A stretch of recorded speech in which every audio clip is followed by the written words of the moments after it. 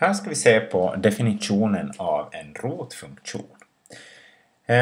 Vi tar och utgår från potensfunktioner och här tar vi först och ser på den udda potensfunktionen.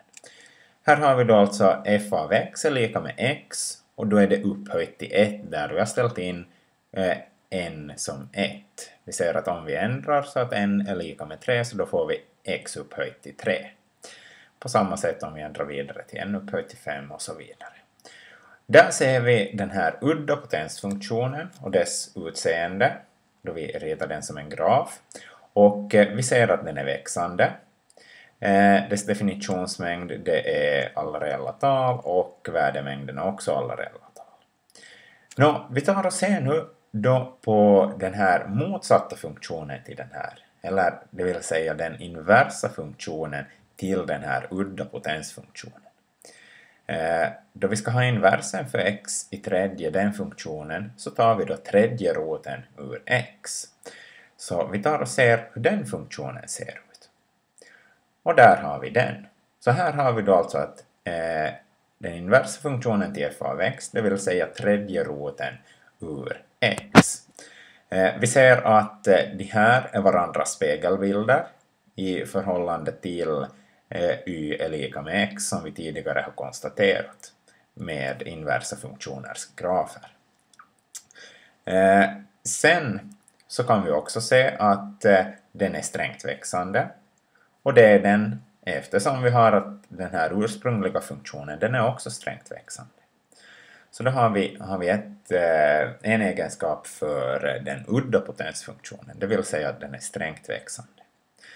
Sen ser vi också att den kan anta alla reella x-värden är godkända så att definitionsmängden är de reella talen.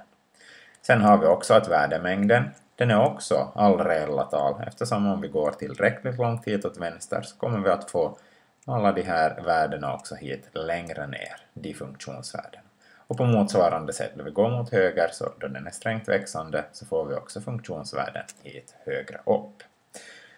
Så det var då alltså den udda rotfunktionen. Och vi kan också nämna att den är kontinuerlig.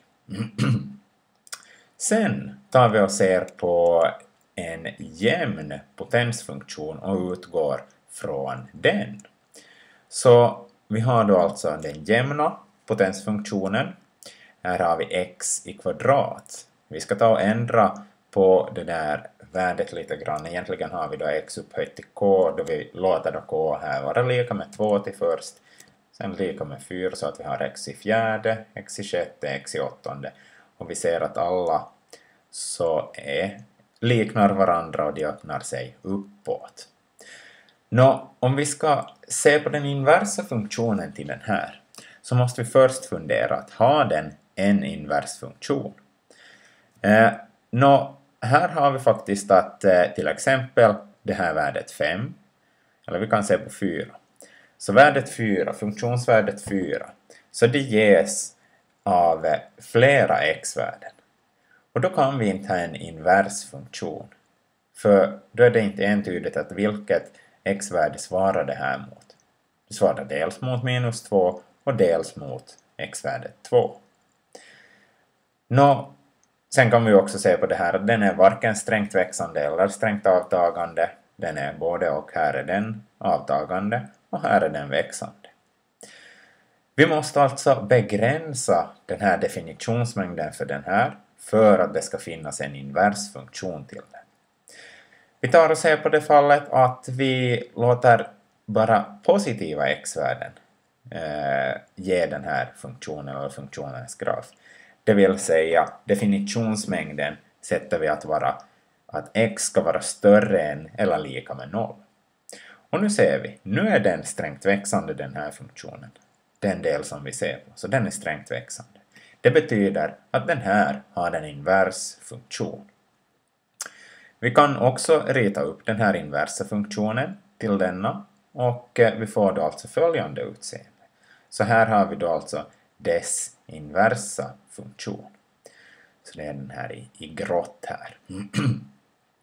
Och om vi tar och ändrar på det här k-värdet, det vill säga för den här var det x upphöjt till k och här är det k till roten ur x. Så då får vi till exempel om vi tar då fjärde roten ur x, då börjar den se ut så här och sjätte roten och så vidare. Som vi tidigare konstaterade så kan vi också se det här att det här är varandras spegelbilder med avseende på linjen y är lika med x. Så, för den inversa funktionen till den jämna potensfunktionen, det vill säga den jämna rotfunktionen. Så där har vi några villkor som vi behöver ställa upp. Eller några krav som vi behöver ställa. Vi har dels att definitionsmängden, det är de positiva x-värdena och även 0. Så definitionsmängden går alltså från 0 till den positiva oändligheten. Och samma sak gäller för värdemängden. Den kan alltså, den här rotfunktionen, jämna rotfunktionen, kan alltså endast anta positiva värden. Det vill säga värden från 0 till den positiva oändligheten. Så det är värdemängden, de funktionsvärden som den kan anta. Vi har även att den är kontinuerlig och att den är strängt växande. Men observera just det här att vi har bara positiva värden, dels för definitionsmängden och dels för värdemängden.